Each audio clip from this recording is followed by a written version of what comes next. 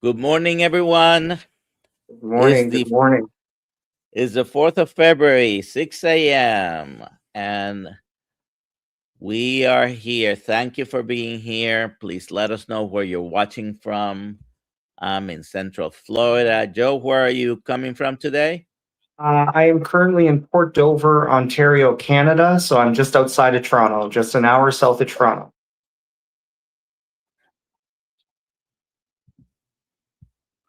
All right. I had an echo going on there.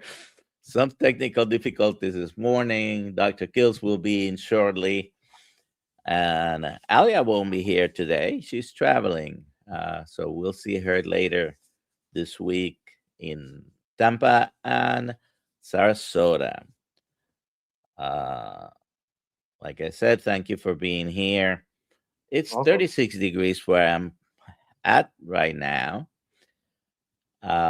Please put your questions in the chat. We'll be having a conversation here with Joe in a second.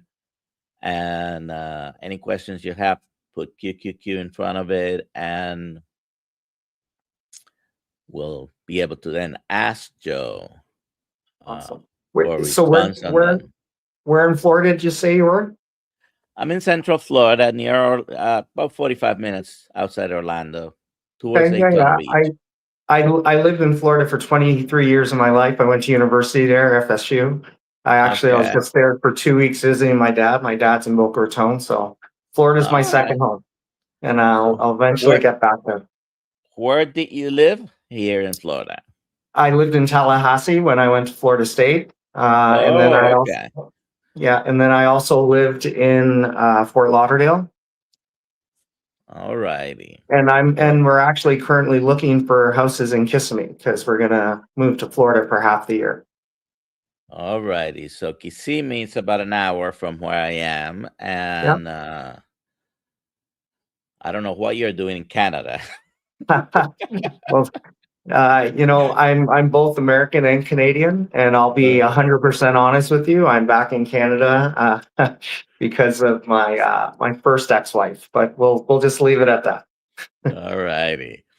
So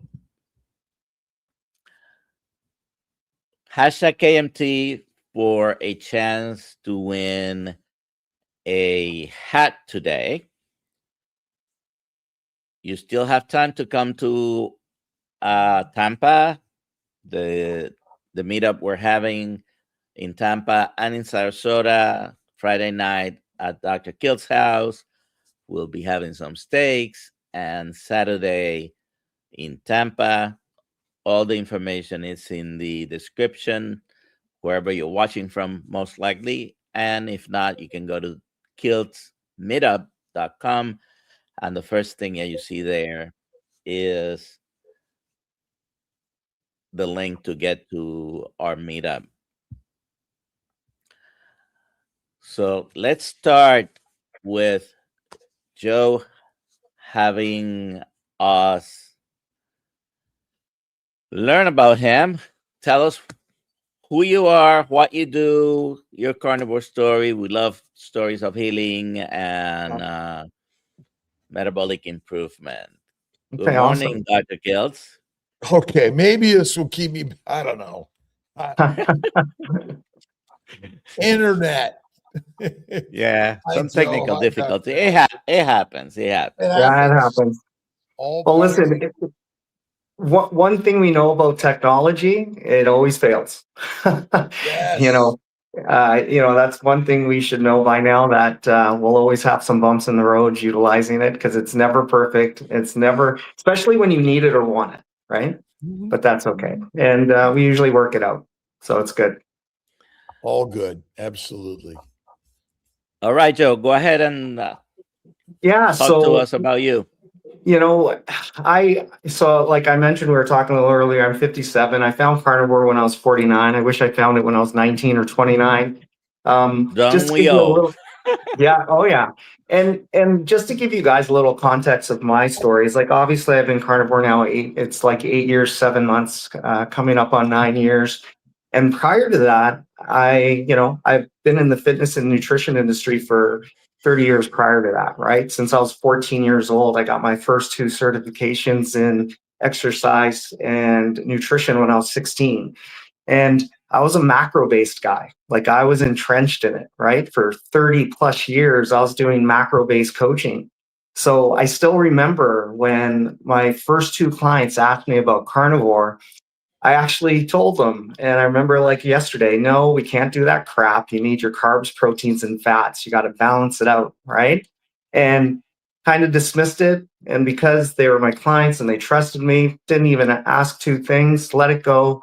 Not even 2 weeks later, I'm pretty sure it was Dr. Baker has a podcast on carnivore. It goes kind of viral, and I have 39 people ask me. So that's kind of how I got started. You know, obviously, this is my business, how I make my living, pay my bills, support my family. When 40 people ask you, can I get a nutrition plan based on carnivore? I'm like, okay. And the ironic thing too is I knew about carnivore, but we didn't call it carnivore. We called it the no carb diet, right? And we utilized aspects of a no carb diet for competition clients. We'd get them super lean a couple months prior to a show and then incorporate carbs to fill them up on stage, right? So I was honest with people. I said, listen, I've never prescribed a nutrition plan I don't know 120% about, or I haven't done on my own. Let me do a little research, figure it out. Let me try it, and we'll go from there. And that's basically what I did. And that's how I got started. And, I can tell you almost a decade ago, doing research on carnivore as a lifestyle was excruciating. There was very little, right? I ended up finding some groups on Facebook. I ended up finding 1 or 2 books.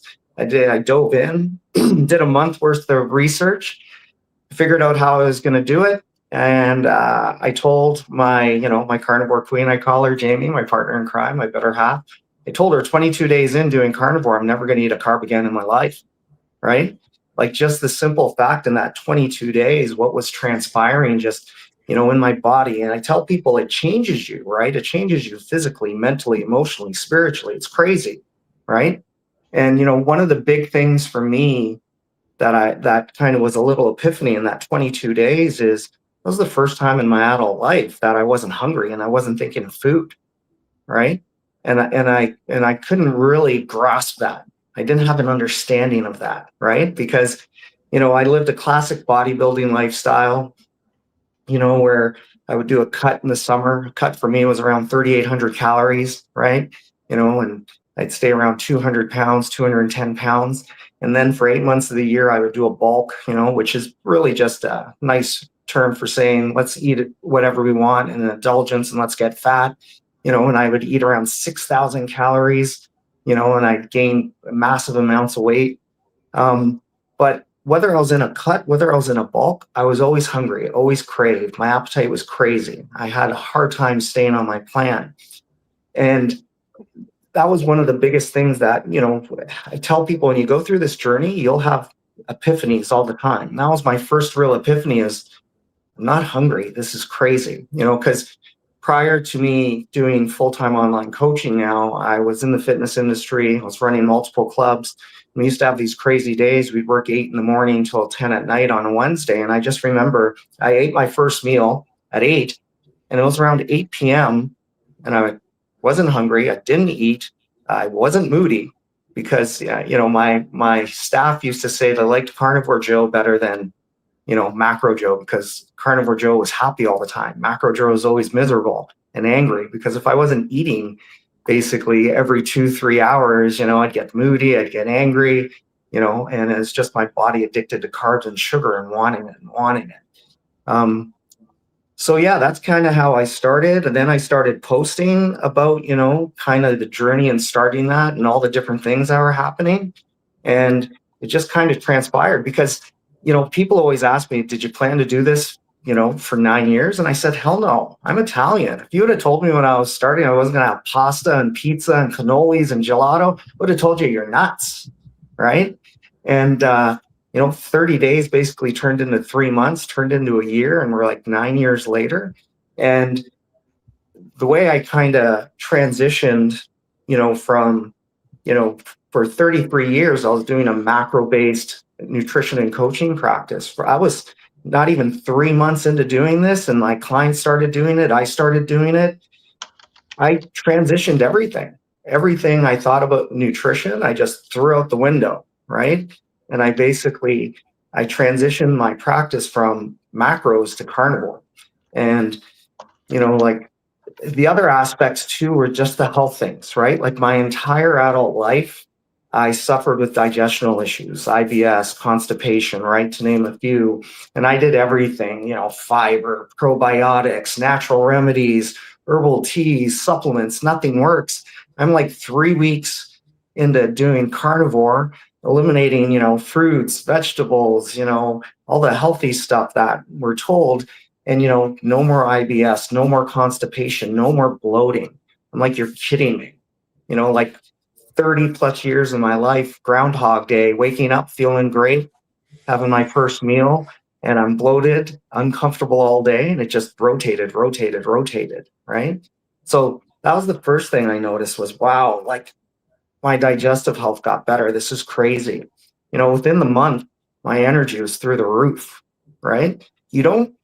It's funny when you get into these rhythms, you have tunnel vision.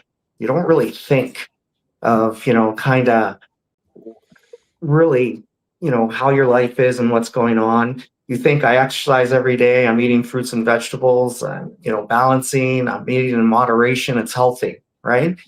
But what I realized is I was literally living on stimulants. I was living on caffeine, energy drinks, pre-workouts just to get throughout my days, right?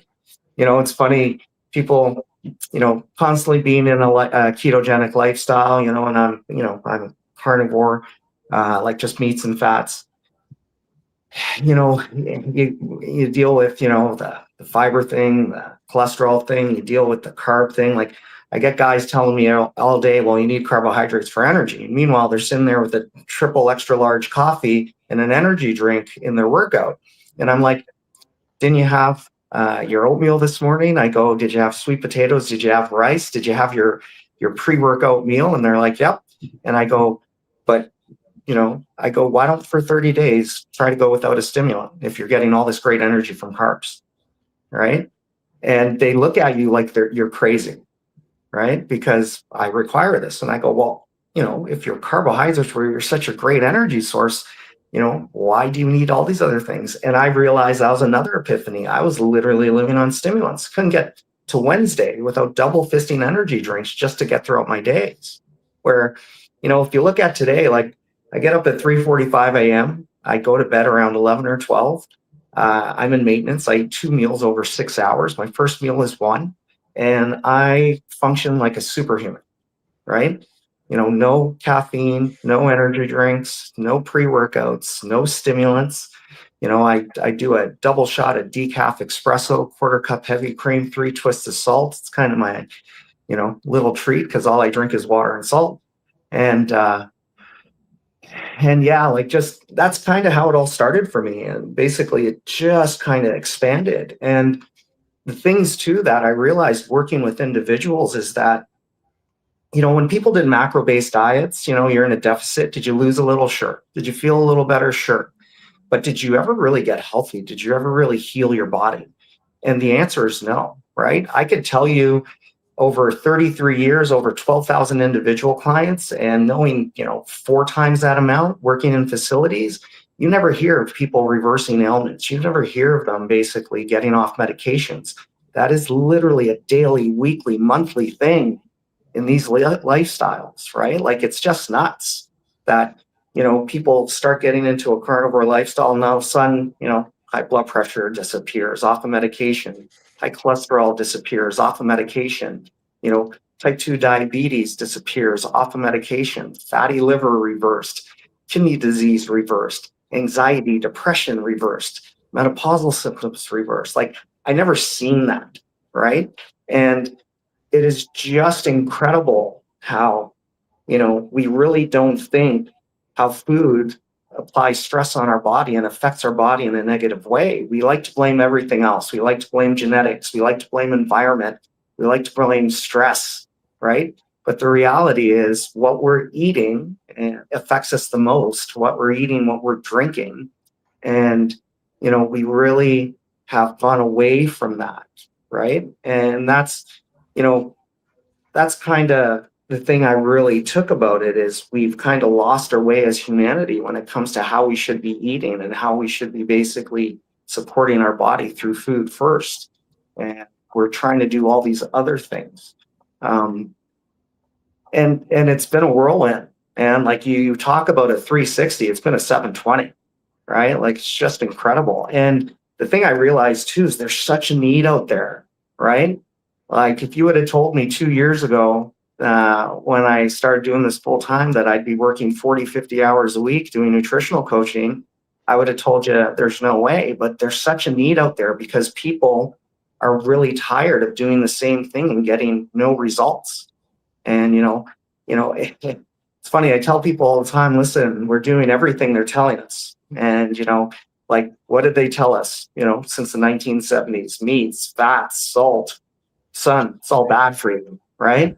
And, they started telling us that, and they said, eat more often, basically more grains, more wheat. We're doing everything they're telling us, and we've never been fatter. We've never been more unhealthy. We've never been on more meds, right? And it's like, you think in, 2026, with the science we have, the technology we have, the smart people we have, we should literally be the opposite. We should be the healthiest we've ever been, right?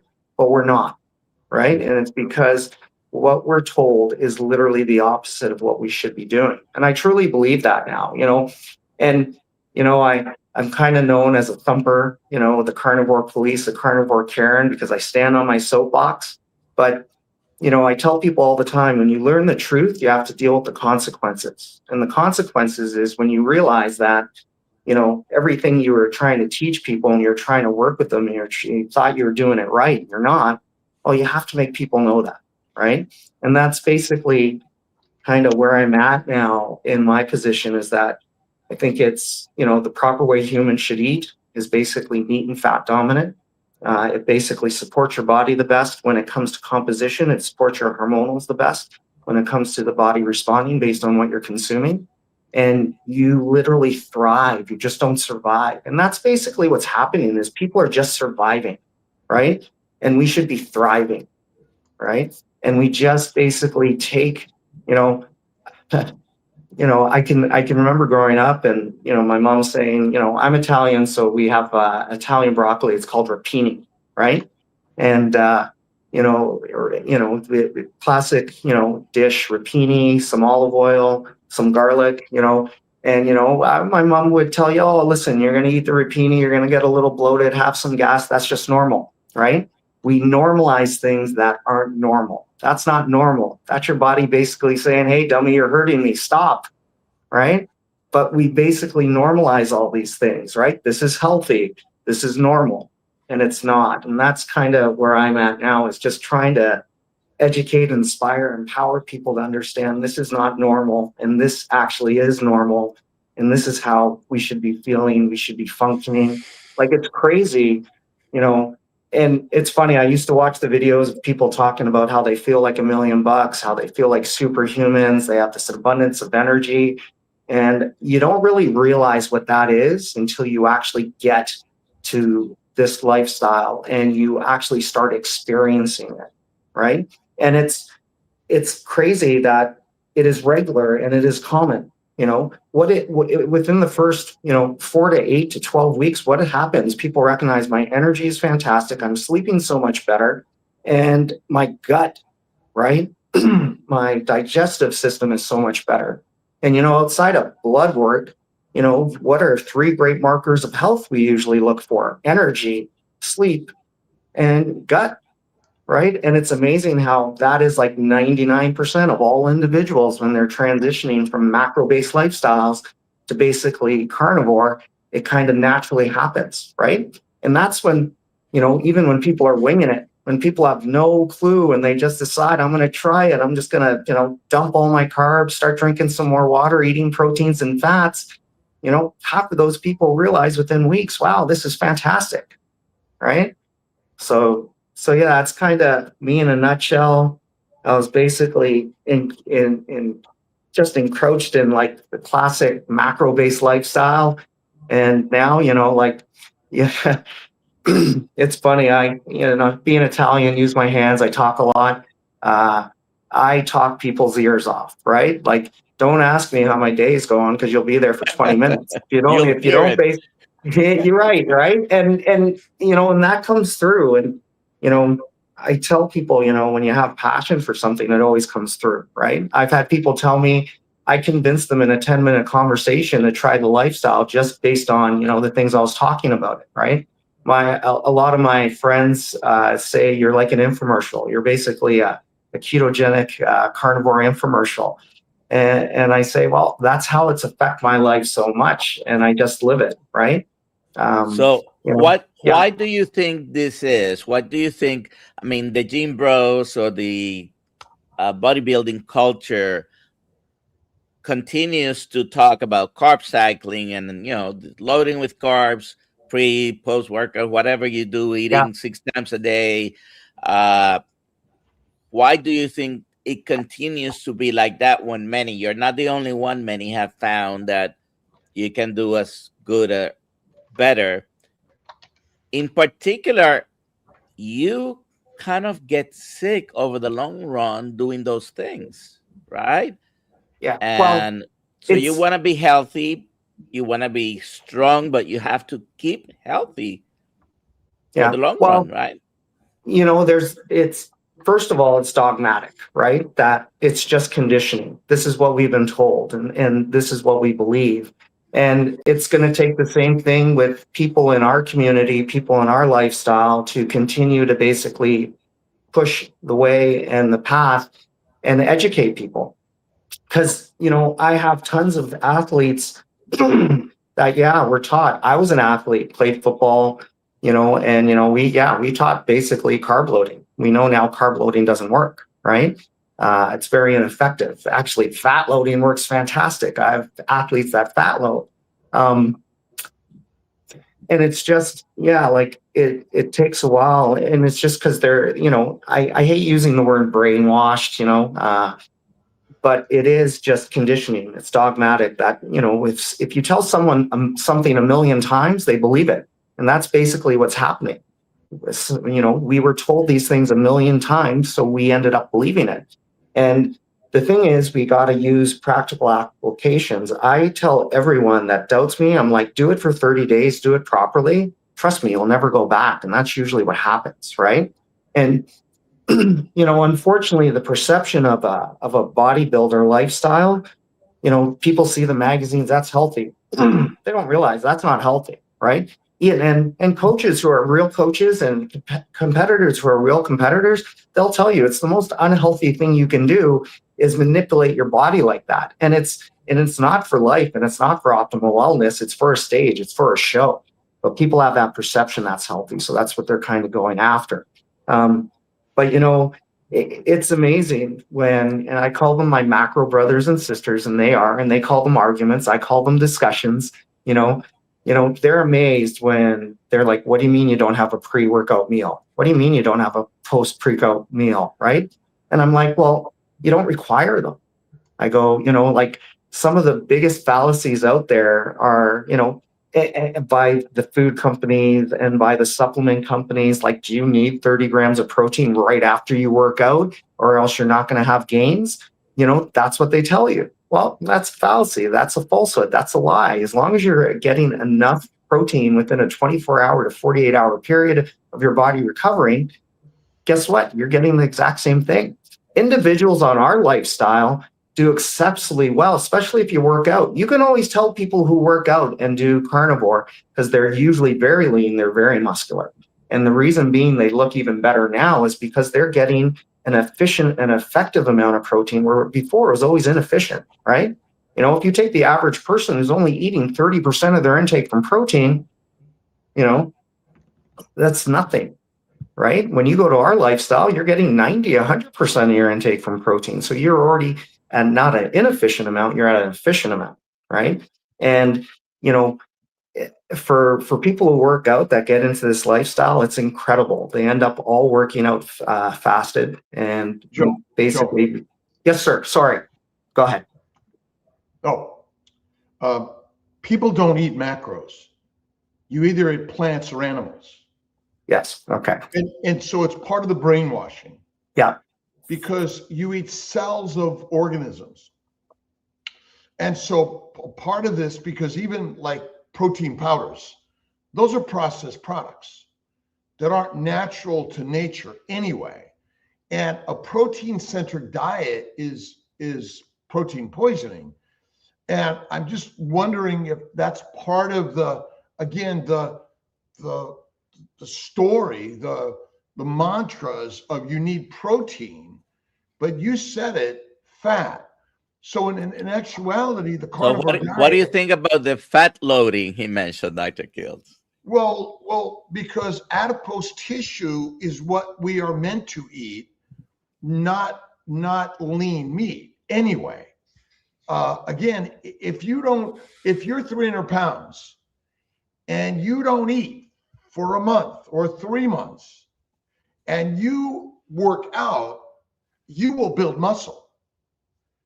So I maybe even in the world of bodybuilding, we don't even need to work out technically. You just need to move.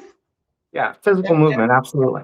And I'm just curious on what your thoughts are that, in fact, going to the gym isn't even required to be healthy. Oh, it's not. And it's funny. I have videos on that and people lose their mind, right?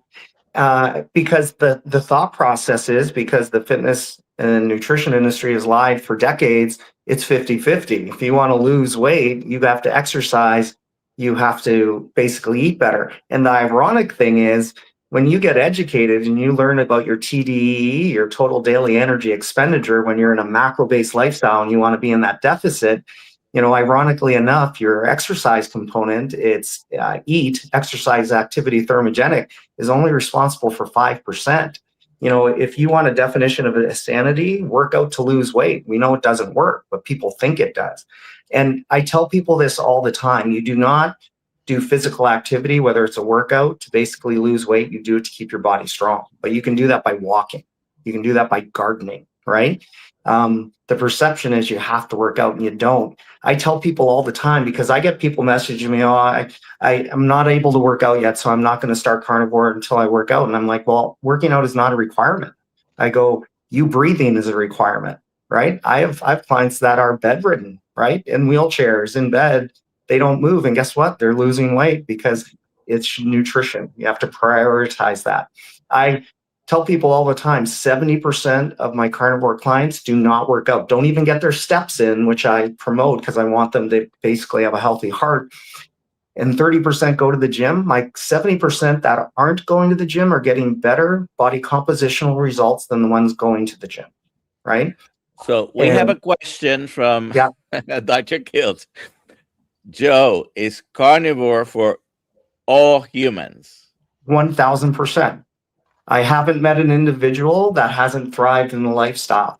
I've met individuals that had problems transitioning, and that's because their body had issues, because digestively they're broken, hormonally, metabolically they're broken. But I've never met a person that hasn't thrived in the lifestyle, and it doesn't work for. And that's because, what's really funny?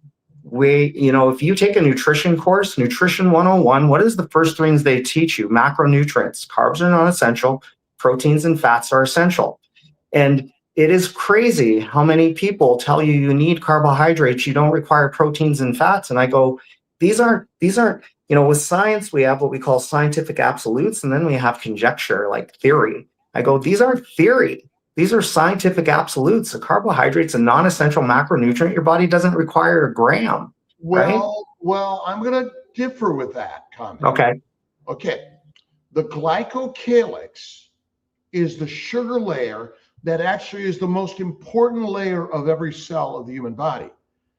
So what we're saying is plants are not required for the human diet, but sugars are actually in every bite of meat you eat, every bite of plants you eat, but plants come with poisons where meat does not. And so when we use the word carbohydrate, we're talking about sugars, right?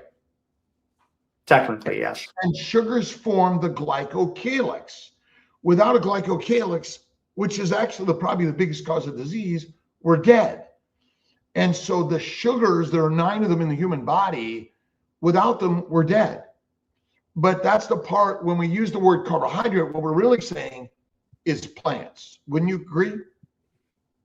Well, yeah, and I absolutely, and that's actually a great way to explain it. The thing is, when people think of carbohydrates, they don't think that way, right? So that's why I kind of just preferences that, because, you know, but yeah, absolutely, 1000%. We're scientists that need to be, because small amounts of plant sugars are not your problem. It's a low-fat diet that actually is the biggest problem. Oh, absolutely. 3 to 6 meals a day, because in truth, we are omnivores, and you can thrive on an omnivorous diet, but it requires a high animal fat diet and eating less frequently.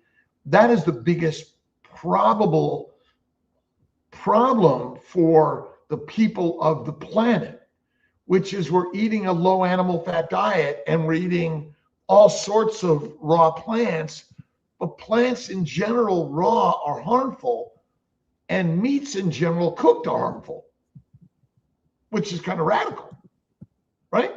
Yeah, absolutely.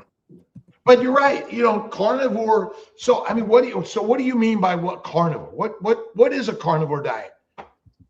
A carnivore diet to me is, well, I think where we get mixed up is carnivore, ketogenic, right? And there's a lot of people believe if you're eating a meat dominant diet, it's carnivore, right?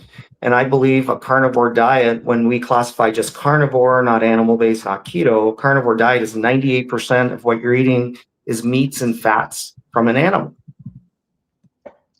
Right? Like I did a video the other day and people lost their stuff because I said technically dairy is not carnivore, right? Because if you look at dairy, it's nor a meat or a fat, right?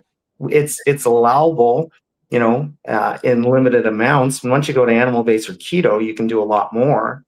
But, you know, and it was referenced to someone asking me about, you know, can this affect me in a negative way because I'm having certain responses? And I'm like, absolutely, right? Because I've noticed, you know, I keep a lot of notes. I keep track of things, and you know, I've worked with to date 1,121 carnivore clients over the 8.5 years, and one of the biggest things I realized is based on consumption of dairy, right? Whether it's ripened dairy, unripened dairy, you know, how I've had so many clients in the hundreds when they're consuming unripened dairy, you know, cravings, appetite, basically hunger is always an issue, right?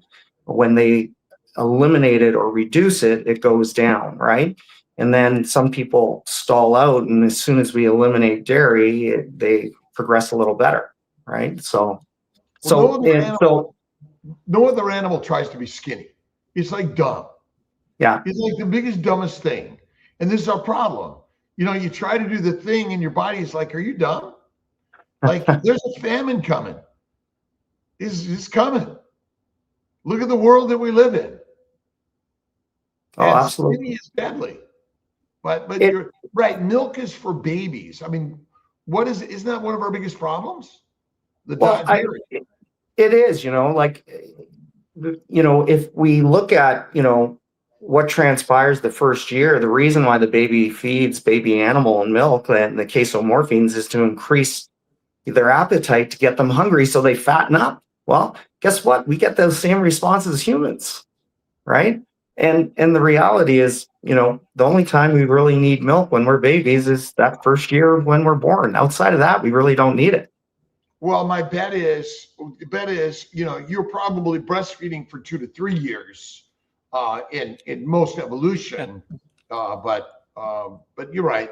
It is our biggest problem. What has been the biggest hurdle you think for most of your clients in transitioning from a scandivore to a carnivore? Really, you know, actually the biggest hurdle for people is worrying about what other people think, right? That's the number one hurdle. I tell people, like, people always ask me, what are your top 5 tips? And I go, well, my number one tip is when you want to do this, don't literally give 2 iotas what other people think of you doing it, right? because if you're worrying more about them and not about you, you're going to have issues going through it because you're going to be defensive, right? I tell people, when you do, because I prefer people doing 90 days. I think 90 days is perfect because a lot of people do 30 and they don't see or feel, what they need to. I tell them, I go, in 90 days, you're going to go through 3 transitions. I go, you're going to basically hide it, right? You're going to not talk about it because it's very dogmatic that it's bad for you. And you're going to have a lot of judgment because forget about armchair quarterbacks. You have armchair fitness experts everywhere. You're the receptionist, the dentist, your mechanic, you're the clerk at the grocery store. They're all going to tell you what to eat and how to do it. And you shouldn't be doing it. I said, so you go through that first transition where you kind of hide it. And then what happens? You're 4-6 weeks in, you're feeling like $1 million, great things are happening, and then you start talking about it and you get defensive. And then you're 8 to 12 weeks in, you lost some weight, you got a little leaner, you have lines in your body and you don't even work out that you've never had before. Your sleep's incredible. Your mood is fantastic. Your skin looks better. You just ran into someone who hasn't seen you in 8 weeks and they're like, wow, you look fantastic. And they're not talking about basically your weight loss. They're just talking about how you're glowing, your aura, your skin, and then you become an advocate, you become passionate, and then you basically talk people's ears off, right? Like 18% of my clients are referrals from other people who basically they're talking to their friend and they wouldn't talk their ear off. They got them so motivated, they wanted to do it, right? So yeah, that for me, that's the number one thing is basically just kind of freeing your mind. Don't worry about other people. Just do you for 90 days and see where it goes. And then the next one, the biggest hurdle is people's mindset of fat is bad for you, right? I tell people the key in this lifestyle is fat. It's actually not protein, right? So you really got to get over the fact that you're going to consume a lot of fat. And guess what? You're going to feel like $1 million.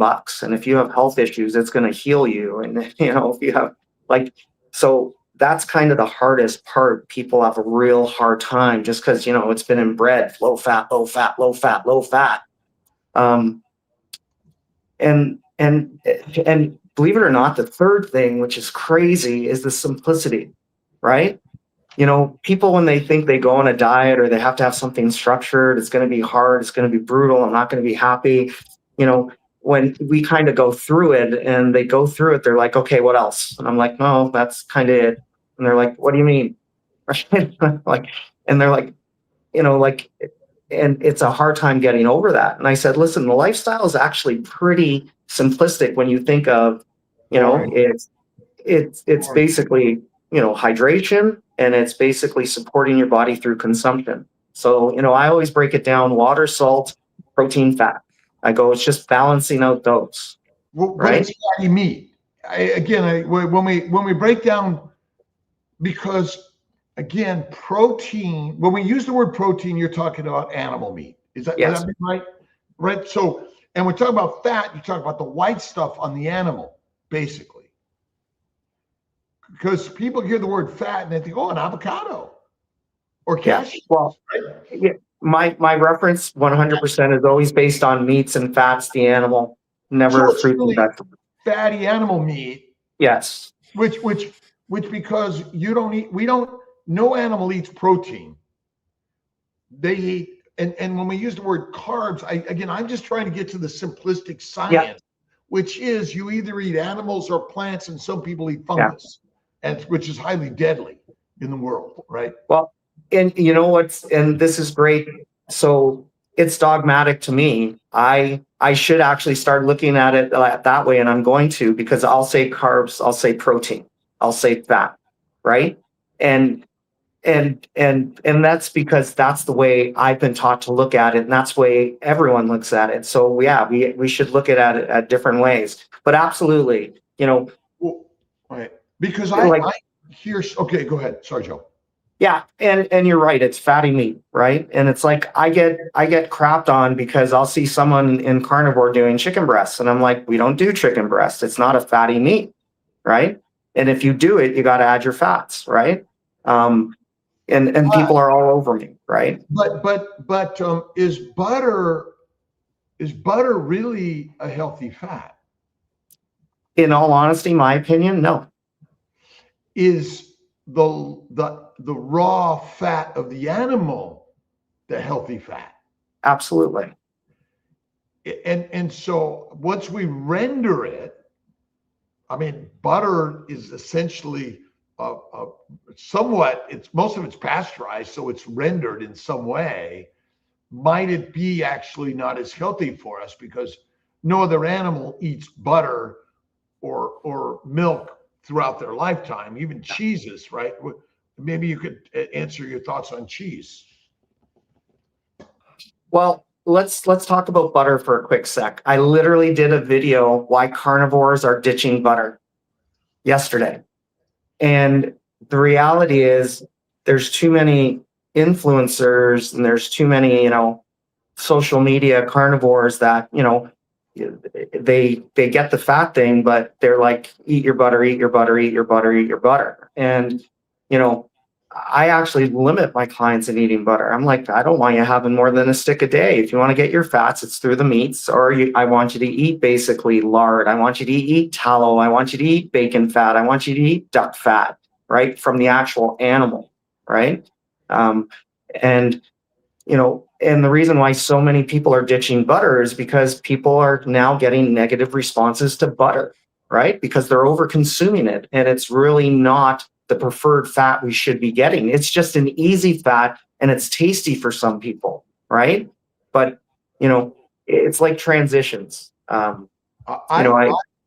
tell people raw butter. If you're going to eat butter, make it raw, unpasteurized. Although, okay, you got to define the source, XYZ, I'm not saying what to do. But because it's the raw butter, the raw milk, the raw cream, the raw, because pasteurized damages it and homogenization damages it. Well, and that's absolutely. And that's my whole theory when I talk about, if you are going to utilize dairy in a carnivore lifestyle, it has to be ripened because it's the closest thing to natural, and raw is always better. You still have to limit it, right? As soon as you go unripened and pasteurized, they're taking all the good stuff out of it, right? And that's why, cottage cheese, cream cheese, like those things aren't carnivore to me, right? Those things are more keto. We have a question. Let's take some questions because 40 plus minutes. Chuck has a question. Besides switching to carnivore, do you coach your clients to drink water the way we were taught before, half your body weight in ounces, or do you coach them to do something different, like drink when you're thirsty, don't drink if you're not thirsty? Well, no, I don't, I differ on the opinion of some people. To me, if you wait to drink until you're thirsty, it just means you haven't drank enough and your body's asking you for something. I like the aspect of eating based on requirement, drinking based on requirement. Because when you eat based on requirement, when you drink based on requirement, what happens, your body never asks you for anything, right? You function at a really great rate. And obviously, there's no such thing as perfection, it's consistency, and there'll be always differences based on expenditure. Like, if you sit at home at a desk all day, like I do, 6 to 12 hours a day, basically doing, coaching, but then if I went outside and I, built a deck, in 90 degrees for 8 hours, there's going to be a difference, right? My body's going to ask me for more.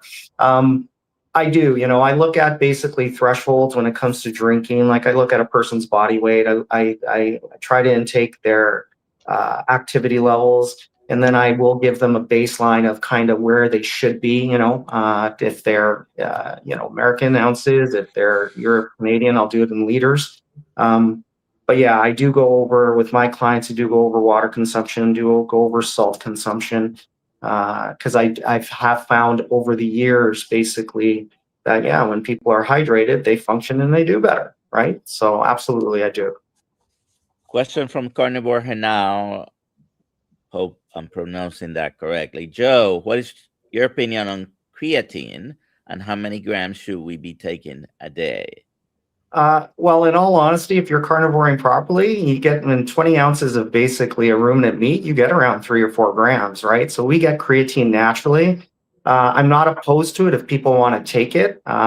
My clients take no supplements. I don't take any supplements. We get everything we need through meats and fats. Transitioning, if a person has some deficiencies, you can utilize some supplements to transition, but my goal is to get a person to their health is good enough that basically their body just lives off meats and fats and they thrive.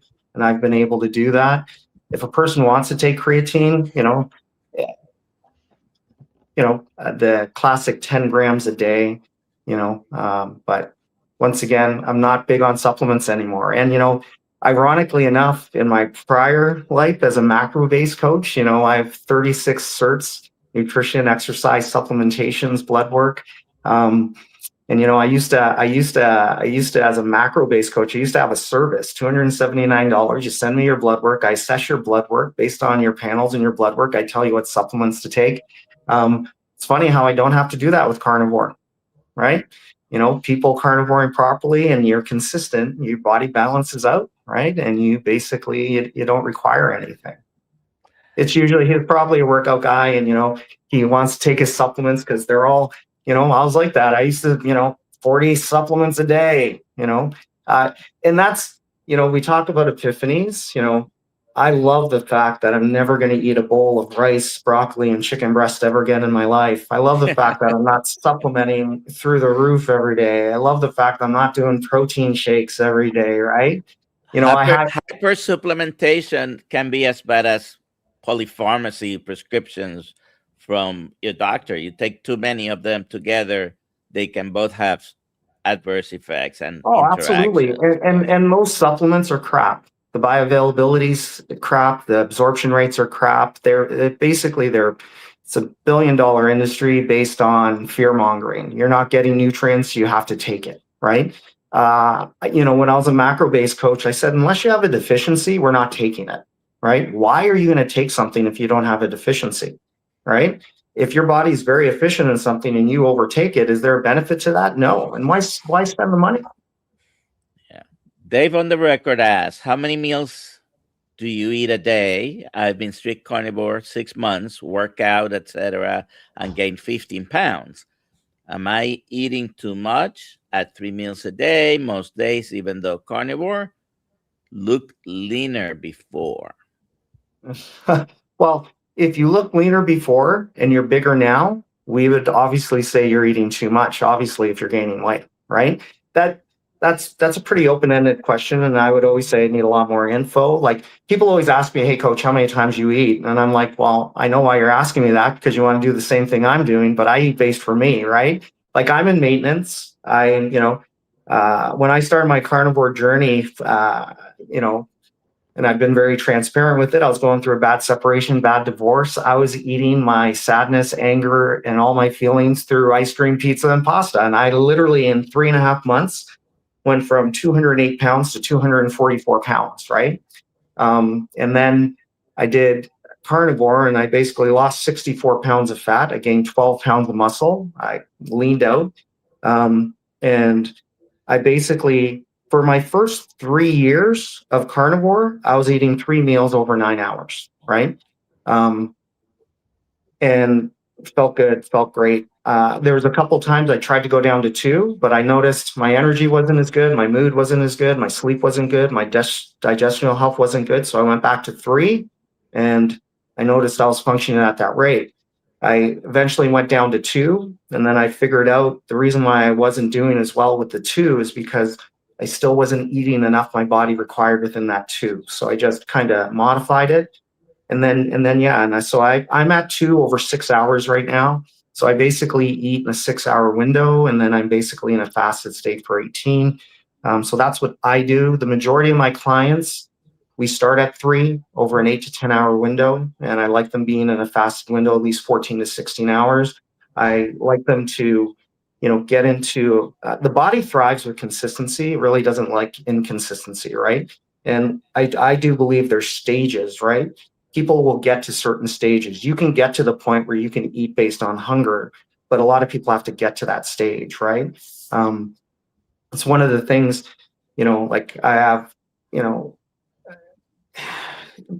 because there's nothing that's kind of finite, right? Like, with macro-based, I'll be honest, I tell people all the time, I made a lot more money in macro-based coaching because it was just plug and play, because it was based on calories, right? Calories literally mean nothing, right? Like people ask me all the time, how do how many calories I should be eating? I go, I have no clue. I've done over 1,100 carnivore nutrition plans. I haven't counted a calorie yet, right? I can do it after the fact because numbers are numbers, right? If I know how much protein you're eating, how much fat you're eating, I can just times by 9, times by 4, right? But like, it means nothing. Like, I have people tell me, oh, you guys are only losing weight in carnivore because you're in a deficit. And I go, well, that's funny, because when I do the numbers, 90% of my clients, if you look at the calorie number, they're in a surplus of calories, but they're not in a surplus of energy from fat. And that's why when someone tells me that argument, I always bring this example. Oreo cookies are about 53 calories, eggs about 70 to 75 calories per egg. Therefore, Oreo cookies are healthier, right? Yeah. Well, and that's the problem. The perception of healthy is low calories, low fat, right? Yeah. And that's what media's done. That's what the food companies have done. That's what the pharmaceutical companies have done. They've convinced people low calories, low fat is healthy. But no right? other animal works to be skinny.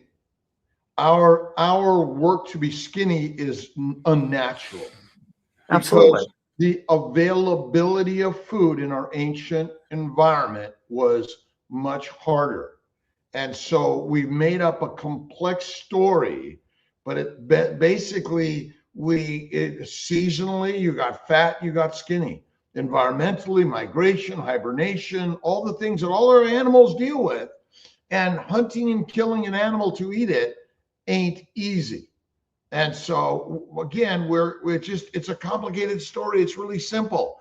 Love the body you're in, eat fatty meat, and go to work every day.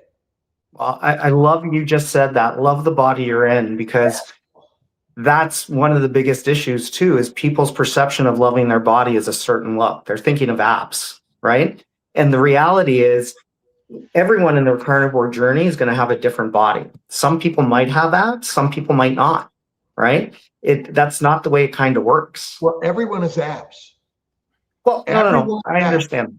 Meaning that the muscle structure of an obese person is stronger than a skinny person, because they're carrying more weight, and the strength that they have may be stronger. So it's the only thing that really changes is the coat we wear,